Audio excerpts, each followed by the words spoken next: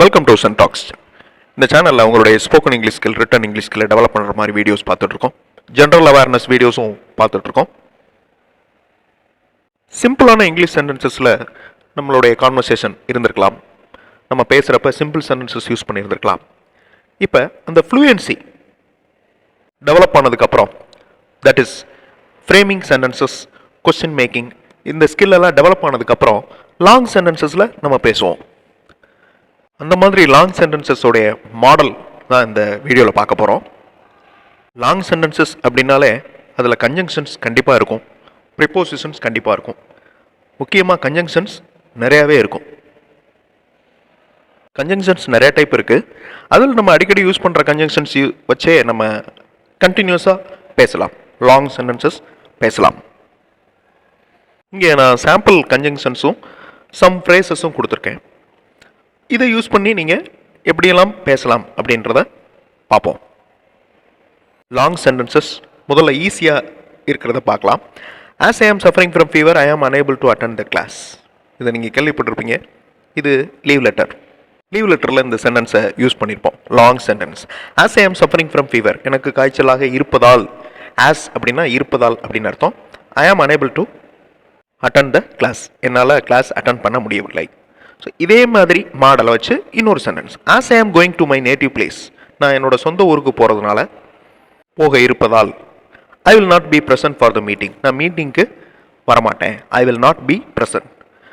As we are having more works to complete, எங்களுக்கு நிறைய வேலைகள் முடிக்க இருப்பதால். As we are having more works to complete within this week, இந்த வாரத்திற்குள் முடிக்க இருப்பதால். We are unable to accept the new works, எங்களால் புது வேலைகளை ஒத்துக்கொள்ள முடியாது, அக்செப்ட் பண்ணிக்கிற முடியாது. As we are having more works to complete within this week, we are unable to accept new works. பார்க்குறதுக்கு லாங் சென்டென்சஸ் மாதிரி தெரியும், பட் அதை ஸ்ப்ளிட் பண்ணி பார்த்தீங்கன்னா, அதாவது பிரித்து பார்த்தீங்கன்னா ஈஸியாக இருக்கும். சிம்பிள் சென்டென்சஸை ஆர்கனைஸ் பண்ணிப்போம். I do not know whether he is coming or not because he did not arrive at from his home town. உங்களுக்கு ஸ்லோவாக வாட்சிங்கன்னா சென்டென்ஸோட மீனிங் உங்களுக்கு ஈஸியாக புரியும். இதை பேசுகிறவங்க கரெக்டான பாஸ், கரெக்டான நிறுத்தங்களோடு பேசினார்னா கேட்குறவங்களுக்கு ஈஸியாக புரியும். நான் ஆல்ரெடி ரீடிங் பற்றி சொல்லியிருக்கேன், அதே மாதிரி தான் பேசுகிறதும். I do not know whether he is coming or not because he did not arrive at from his home town. இந்த மாதிரி சொன்னோன்னா யாருக்குமே புரியாது. ஸ்பீடாக பேசுகிறது ஃப்ளூயன்சி கிடையாது. Fluency doesn't mean speed. அதே மாதிரி தான் ரீடிங்கும். ரீடிங் ப்ராப்பராக ரீட் பண்ணோன்னா தான் கேட்குறவங்களுக்கு புரியும். I don't know whether he is coming or not because he did not arrive yet from his hometown. I don't know whether he is coming or not. எனக்கு தெரியாது அவர் வர்றாரா என்னன்னு எனக்கு தெரியாது. ஏன்னா he did not arrive yet from his hometown. அவருடைய சொந்த ஊர்ல இருந்து இன்னும் அவர் வரவில்லை. I am not sure about the weather as the clouds look darker and it may rain at any time. I am not sure about the weather. The weather condition எனக்கு சொல்ல முடியல, உறுதியாக சொல்ல முடியல, மழை வருமா என்ன அப்படின்னு சொல்ல முடியல. பட் க்ளவுட்ஸ் பார்க்குறதுக்கு டார்க்காக இருக்குது. And it may rain at any time, எந்த நேரத்துலையும் மழை வரலாம். கொஸ்டினில் கூட லாங் கொஸ்டின் கேட்கலாம். Does it seem good or do we need to change that? அது பார்க்குறதுக்கு கரெக்டாக இருக்கா, சரியாக இருக்கா, நல்லா இருக்கா, இல்லைன்னா நம்ம சேஞ்ச் பண்ணணுமா? Does it seem good or do we need to change that? அதை மாற்றணுமா? அதே மாதிரி அடுத்த சென்டென்ஸ் பாருங்கள், long sentence. Whatever the situations may be, I want my works completed because I must submit the reports to my higher authorities. எந்த situations இருந்தாலும் இருக்கட்டும், அதாவது எப்படி சிச்சுவேஷன் இருந்தாலும் இருக்கட்டும், I want my works completed, என்னுடைய வேலைகள் முடியணும். ஏன்னா because I must submit the reports to my higher authorities, ரிப்போர்ட்ஸை என்னுடைய உயர் அதிகாரிகளுக்கு நான் சப்மிட் பண்ணணும்.